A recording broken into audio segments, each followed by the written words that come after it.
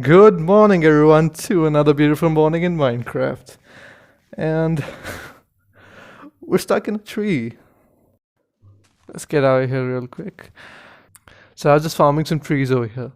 And I know something that has probably been here since the very beginning of this world, like when I created it. You see this tree over here? Do you see anything weird about it? It has been sliced perfectly, probably by a chunk porter. And it looks so bizarre, to be honest. It does me no harm, but these kind of things are actually not meant to happen, and this is what it called a chunk error. Anyway, so I've made my way to this mountain biome that's not too far from our main base. God, that was not the most sensible thing to do. So I was thinking, just to take a little break from the busy streets of our main town over there, we can build something up here in the mountains, something peaceful. But there are a couple of problems that we have. First off, hi! It started thunderstorming. Ha! Ha! Oh, come on. Ha! Now, I don't want to kill the horses because I'm gonna need them. I was looking for a location to start building, and these guys just spawned in. I'm glad that they're gone now. And skeleton horses are never bad to have. We got 4 of them. I'll take a screenshot of this place just to be safe. And now I must continue looking for a location. A few hours of jumping around aimlessly later. Here's what I've come up with. I think we can start right here. We can have a building right where my finger is right now. And we can have a path in front of it that curls around up the hill and comes up this way, right here. Which can then lead into whatever I feel like. I haven't really thought that far ahead, but we'll see how things unfold. But without any further ado, let's get building. Oh, and this is gonna include some deforestation, so I'm sorry about that. I'll plant some trees later, okay? Alright, so this is what we have so far. I went ahead and conditioned the land a little, and I laid down the basic structural layout of the building. There isn't a lot of space in here. It's going to be a very basic mountainside house. But enough of the layout, right? Let's actually get building. So for the walls, I'm thinking basic spruce logs. Oopsie.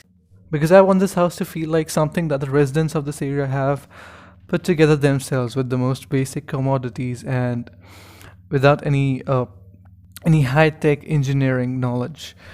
And more importantly, because the darker shades of the spruce wood would stand out really well amongst the white snow. I'm also going to go ahead and strip these logs so the colors are not as dark as the crude spruce log. Anyway, so I'm thinking I'll get a little progress on this, and I'll see you guys in a bit. Okay, so this is what we have so far, and now it's roof time! I don't know why I was so excited about it, but I was. I'm excited for this entire project. So for the roof, I'm thinking spruce wood again. It's gonna be a very simplistic palette that we're gonna have for this build. Well, that's not too bad. I gave the roof a very exaggerated point at the front over there. I thought I'd let myself lean a little towards the fantasy side of building since we're avoiding that at the main village. Now for the roof on this side, I think I want to have it shaped like a crescent, in a very Nordic fantasy kind of a style. I also want to use brown mushroom blocks in it, which will not stray away from the brown colors of the roof, but will also add some good interest to it. And there we have it. Now, I know it's not looking the best because there are so many details missing in it. There's so much work left to do. So let's talk a little about detailing. Now, when I detail my builds, I start thinking about what kind of a purpose this structure is going to serve. For me, this one is a residential house. So as a part of detail, I can add things that the residents of the house, the people living in there, are going to use on a daily basis, you know. Same goes for the interiors. If your build has a story behind it, a purpose, then it becomes relatively easy to do the interiors. But enough baffing around now. Let's get this baby detailed. Oh my god, wasn't that some trippy chicken right there? But look at this thing, isn't that beautiful? Now, there are some things that I really love about this build. This lantern, for example. These trapdoors over here are protecting the torch from being blown out by the wind because in an area like this one, it's generally cold and windy, right? So it kind of makes sense. It fits in with the build really nicely. I haven't really started working on the interior yet, but look at this thing. This is literally my favorite part of the build. With the boiling water and the ingredients ready to be put in and turned into a delicious stew, this place just really comes to life. And this is animal hide, believe it or not. I've used dark oak planks for this as if they've dried and tanned the hide. Making any fabric like materials on such a small scale is hard, you know. I have a piece of brown carpet over here just to sell the fact a little. And this is just a makeshift fence. I thought that looks kind of cool. And these leaves are supposed to represent some shrubs or bushes that they have put around the cooking area to protect the fire from the winds over here. Now I also want to have a path leading up to this place. So I'm thinking we can start right about here. Have the path curl a little and then go up this way. I also love how this tree blocks your view of the build a little as you walk up the hill. Now palette wise I'm thinking path blocks and coarse dirt. So I'm thinking I'll get this done and I'll see you guys in a bit. And there we have it, folks. Now, the only thing that's left to do is add some step ups so you don't have to constantly jump to go uphill, and some minute details like blades of grass and fern dotted around here and there. So I was thinking, why not do that in the form of a time lapse?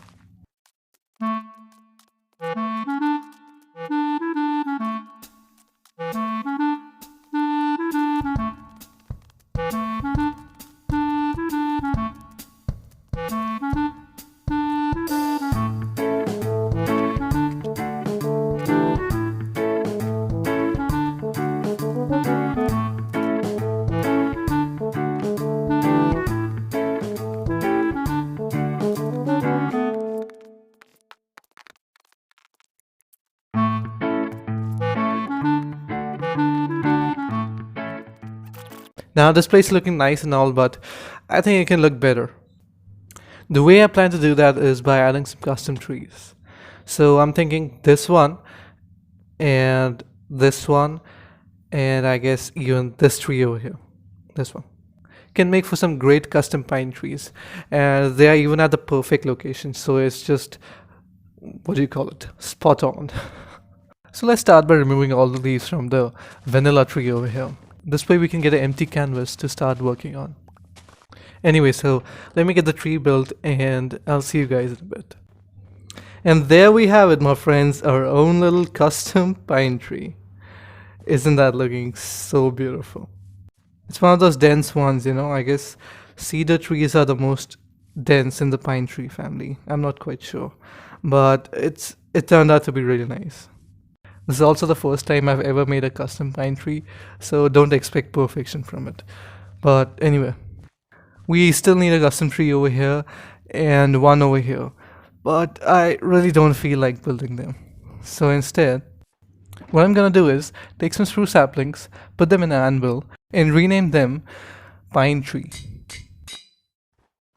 Now all we gotta do is plant them where we want our pine trees to be, and wait, eventually these will grow up into beautiful pine trees. I'm not even kidding, this is 100% legit. If you haven't been doing this in your own worlds, then you've been missing out on some of these premium Minecraft features. Now I really don't want to wait for these to grow naturally, so I'm going to use some bone meal to speed up the process. Wow, did you catch that? That's some nice looking pine trees. I think the secret behind making any custom tree look good is to focus on the shape more than anything else. That's what I did with that tree on the right over there. But I think Minecraft is better than me at making trees. Hey, what's that up there? That's a link to our Discord server. That's right, we now have a Discord server. Milan Play, who's a subscriber of the channel, was generous enough to help me put it together. So big thank you to Milan for helping me out.